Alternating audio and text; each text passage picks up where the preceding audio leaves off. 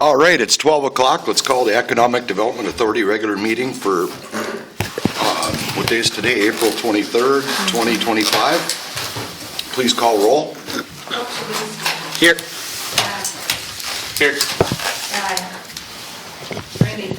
Here. Hecht. Horken. Here. Helms. Here. All right. Approval of minutes for February 26, 2025 regular meeting. Looking for Second. all in favor? Aye. All opposed, same sign. Thank you. Bills and communication. Review of accounts payable March 4th, March 18th, April 1st, and April 15th, 2025. Looking for approval. Any questions? Once again, direct them to Carla.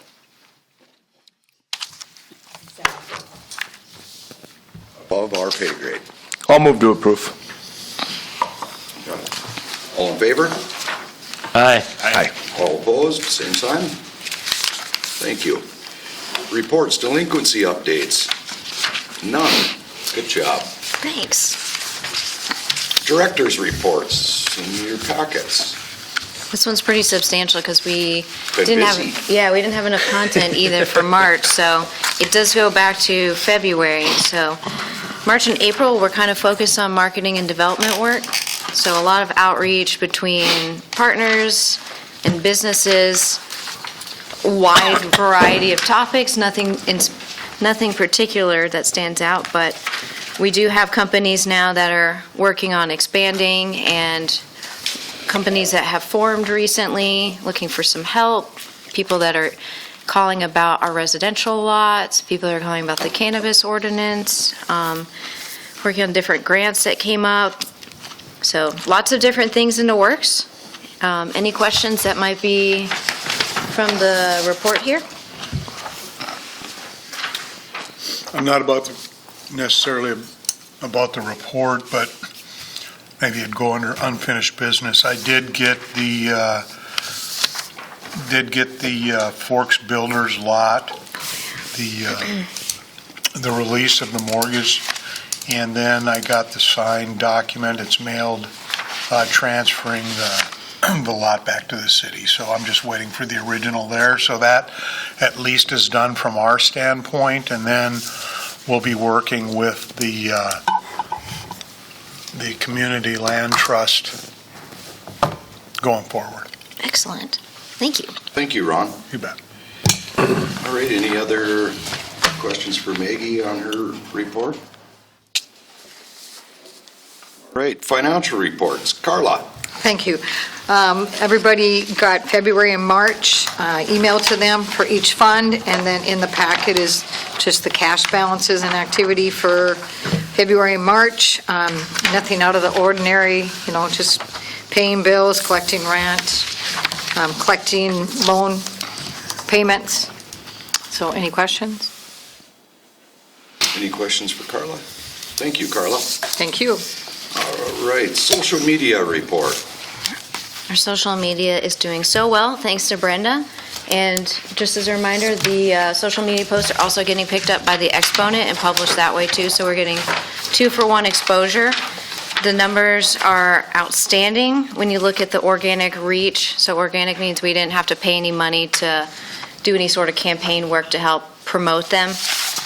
I want to say that the Northdale Oil post had insane amounts of engagement, shares, likes. Our highest views, I want to say from last year, were about 2,100. So if you see on our listing here, the views are at 54,000 views, which is insane. So we are doing a good job. Brenda's putting out content that the community wants to see. She's getting a lot of amazing quotes and pictures from the businesses, and people are engaging with it. So it's exciting because it acts as passive marketing too for the business. So if people are looking to move here or take their kids to school in this district, they can see, hey, I can find a lawnmower at Ace Hardware, and the reasons why people care about these community. And actually Zavril was featured too, and they're posted outstandingly well. So social media is doing awesome, and I'm super excited about it. Any idea why the Northdale Oil post performed so well? Yeah, so my guess is that they sent over a family picture and then all the family members engaged by sharing it. So then I think they had, Brenda, was it like 26 shares? Yeah. It was, yeah. They had 2,100 views, 84 interactions. They just did outstanding. And I also copied it to our LinkedIn page, and it got like very high interactions as well. So I think if businesses want to also participate in this, sometimes having those family pictures is nice, because then we can tag the people in it, and then they can share it with their families and their friends. So it keeps that momentum going. Great job. Yes, thank you. Yeah, it's Good awesome. job. Thank you, Brenda. Job, Brenda. Maggie. Yay. Are ya? Good. All right, unfinished business, Forks Home Show recap. So the Forks Home Show, Jordan and I attended it. We had a beautiful booth, and I took a picture of it. We also did a quick story on Facebook, just letting people know, we're here, come visit us. Forks Home Builders did a great job in the way they laid it out, had a good flow. They just had it in a different location this year at the Purple Arena, which is a little bit hard to find if you're not familiar with just that area in town. Parking was good. I don't think there was any complaints on that, but I do project that the reason we had such a poor turnout is just because it was a different area.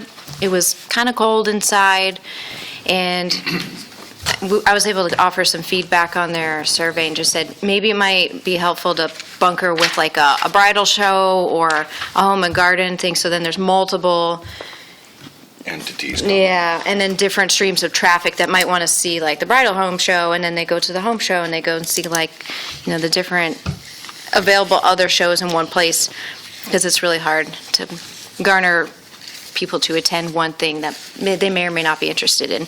We had about 20 people stop by our table over 2 days, and we covered the table for about 14 hours. Must have really dropped off after I left then. It did, yes. So thank you for attending. It was great to have someone else to help entertain. And we had really good neighbors. We can't complain about that. They have great neighbors. You could tell that the vendors' hearts were definitely in it. They had wonderful setups. They interacted with each other. It just, we That needed was the people. overall theme of the event then, was under-attended? It wasn't just Yeah. that people weren't stopping by our booth, right? Nope, it was everywhere. Yeah. I think North Star neighbors may have had less attendees than we did, and they were our right next door neighbor. That's too bad. Yeah. All right, new business. Border Cities work. Legislative bill in Yeah. action. So it feels like Border Cities has been the mantra for the past few weeks. We were able to go in February to Minneapolis and speak with legislators and kind of softly mention the Border Cities program and the benefits of it.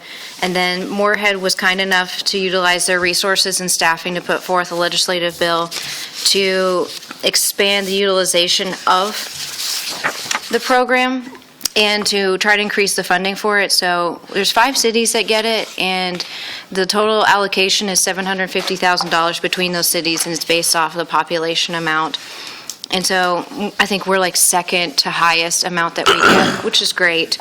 But we could always use more, because it definitely helps business development, recruitment, and incentivizes our current businesses to stay here. We're also up against stiff competition with North Dakota with their own level of incentives through the Bank of North Dakota, their flex-paced loans, and just some of the Jobs Development Authority programs that they offer that we don't currently have available. So I was able to kind of break down some of the information and do a testimonial. I don't know if those words are synonymous, but we're able to put forth to the Senate Tax Committee why this program is important and why they should consider expanding the language to include all businesses and not siphon out specific ones, as well as removing some of the language that other towns had specific areas in their town that were dedicated to using this development credit. So working to remove that and just kind of make it inclusive and comprehensive. They heard it, they liked it, they asked some questions, and we are working on navigating the next steps in terms of getting some more consensus and buy-in on that. All right, amending our internal policies to include employer credits. So Moorhead uses their border cities a little bit differently than we do. I think there's about 4 or 5 ways that you can use it. We use it 3 ways, property tax mostly, and I think we have the availability to use it for sales tax credits. Moorhead uses it for workers' employee credits, which is very helpful because they can service a lot more businesses at a smaller dollar amount and help more than just say like 2 businesses at, a $75,000 to $100,000 investment.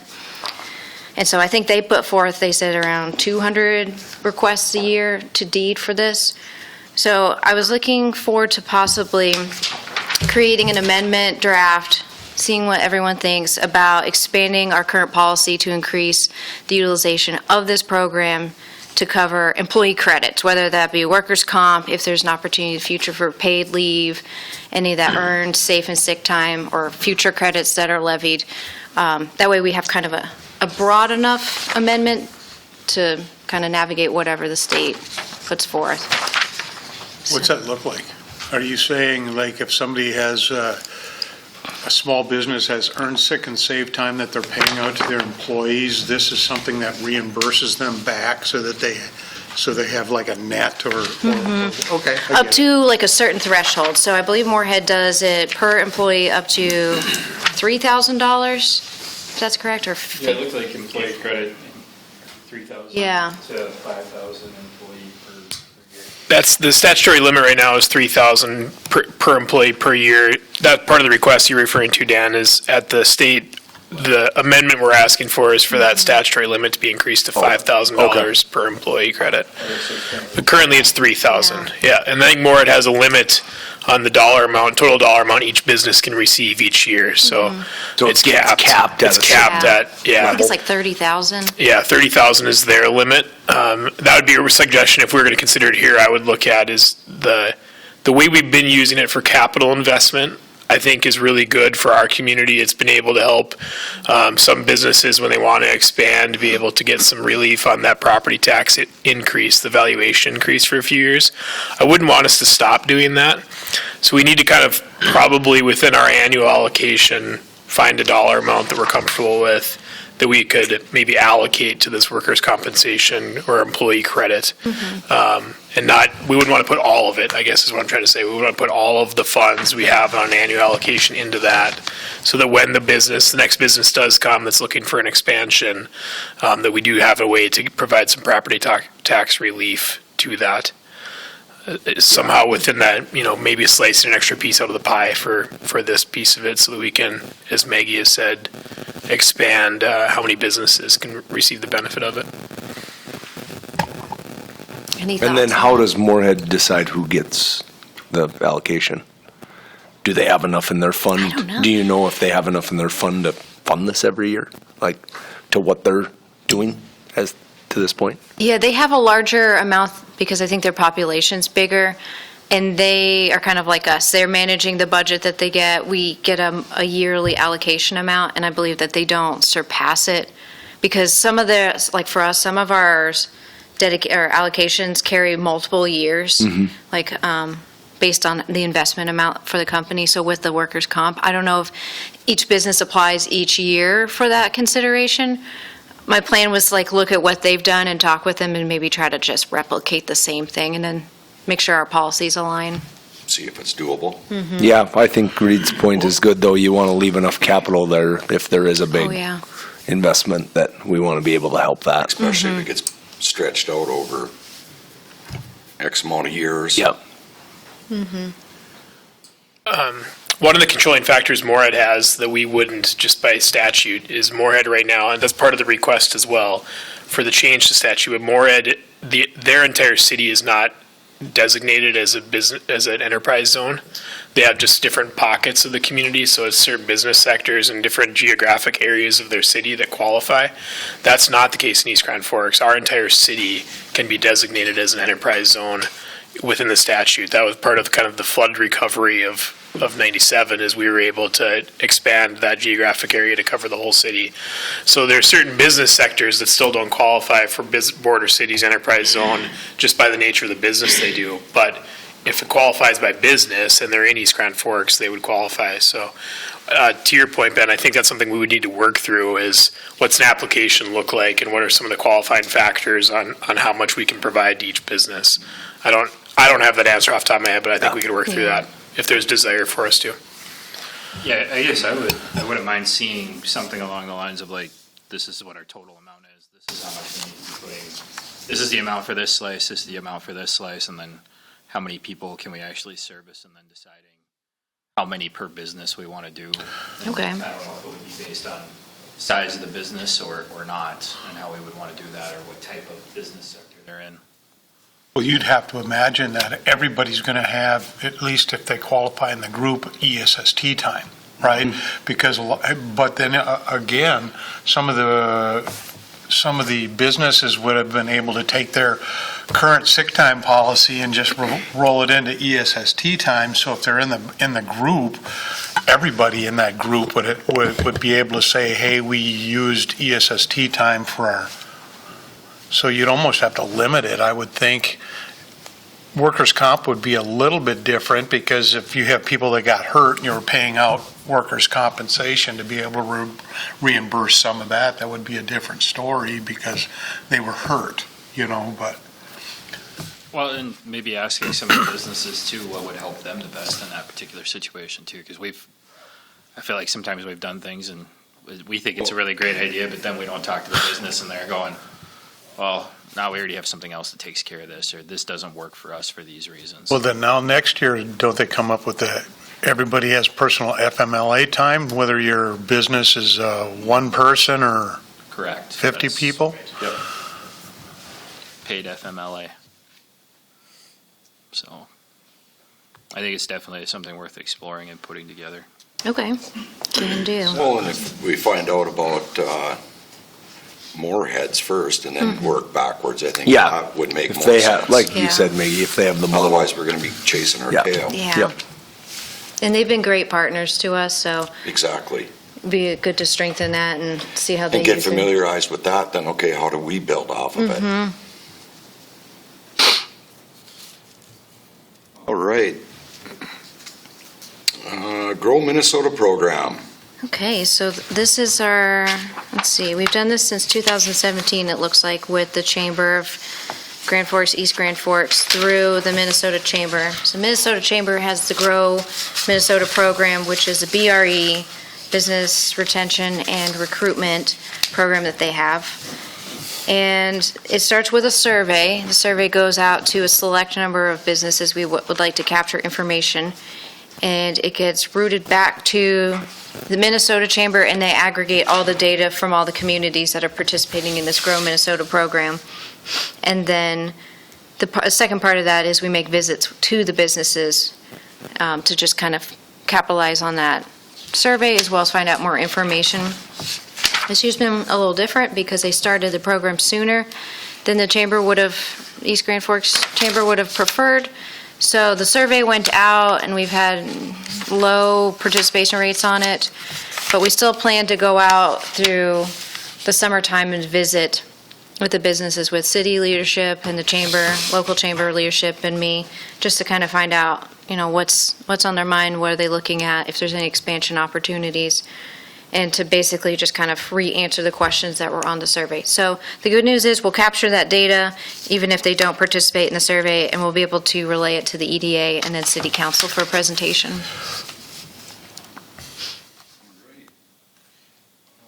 Let's see. Power visits. So I blocked 2 weeks in the summertime, and I'm hoping to visit about 4 to 5 businesses, not home-based ones, to just do a quick drop-in, say, hi, I'm here. If there's anything urgent that comes up that they can bring up, say, hey, we're looking to expand, I can try to assist with that, but just kind of like a informal, unscheduled, just a meet and greet. And it would be awesome if anyone from the EDA would like to attend or come along as well. Nothing too formal. I have it on my calendar and I can share the businesses. I was just basically gonna shoot down Central Avenue and try to stop in at 4 or 5 in the mornings, and then the afternoons would be kind of just, office-based work for that. But I figure we can probably knock out 15 to 20 or so businesses hopefully. And you plan on doing that when? It's like the first week of June, and then, so June 6th to June 9th, and June 7th to June 11th. 6th to the 9th, and then 7 to 11. 7th to the 11th.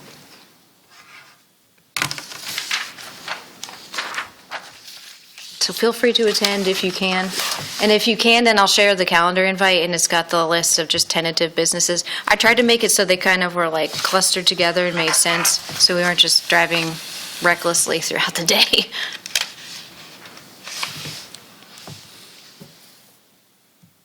Questions on this one? You would just meet here in the morning and kind of Yeah. take off? Do you want us to just send more information about it and then Yeah, I can send over more. reply to the email or calendar invite or Sure. whatever it is? Why, he's saying our schedules change by the minute, Ben? I might be able to make one day, but I That's probably what can't I'm make all saying. four. And even if you can't make like Yeah. any but just one, that's totally Yeah, fine too. that's what I think, if we could try grab one. Just in case somebody's like, oh, I've wanted to reach out, but I just haven't had time. Just kind of try to stop by and canvas.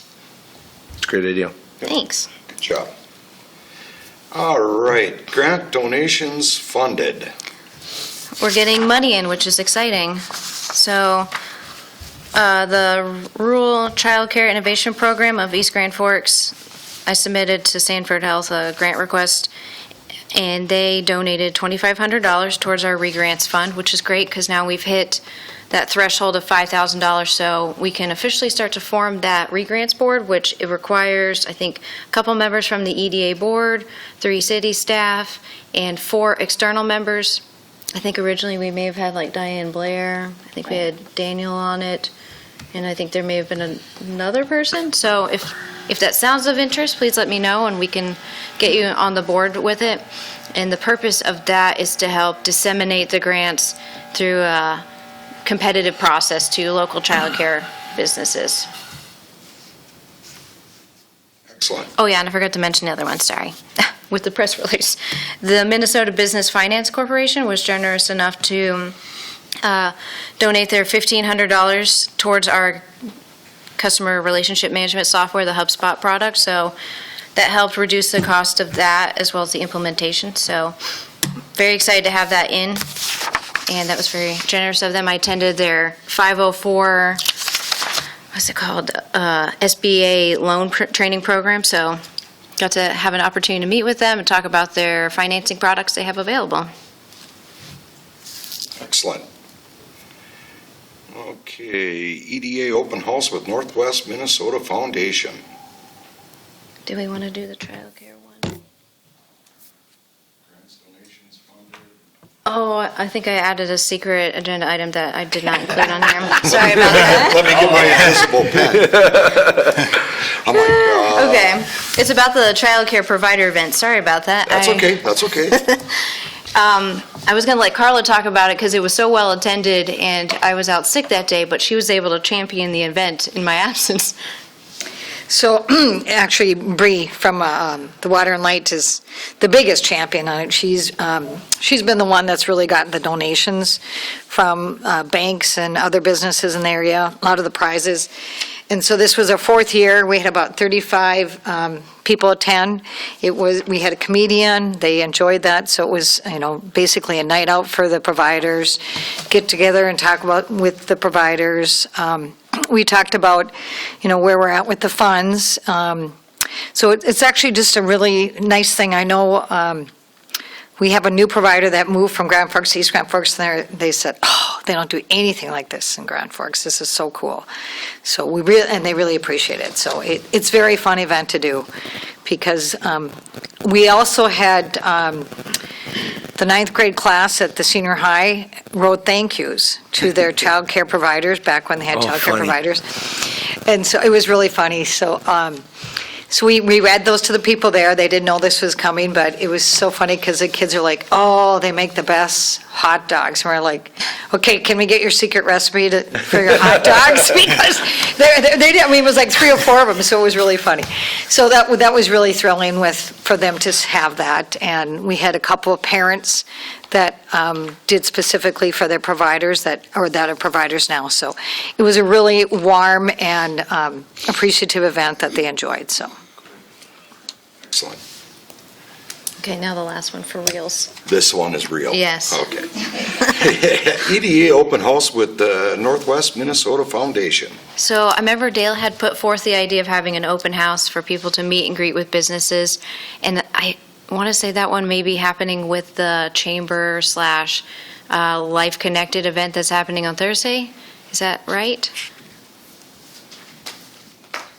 Deer in the headlight. If it's not, that's okay, because we can still host another one, or its original one, and the Northwest Minnesota Foundation expressed interest in attending it too and helping present to businesses that visit available funding programs, grants, different resources and supports they have at the foundation to help businesses. So if that's of interest, we could do the one Thursday, and we could also do another one. So I don't know if that's of interest. Thought I'd float that by everyone. Could we have a sign-up thing on Thursday? Or just, if you're interested in meeting further with this, is not, maybe even get a list of people, or I don't know. Yeah, Just you could do throwing something out there. Yeah, because if we can do it together with them, I think we get more of a showing. And then we'd see if there's an interest, I guess. And they're kind of killing two birds with one stone. Yeah, I like that. So do I.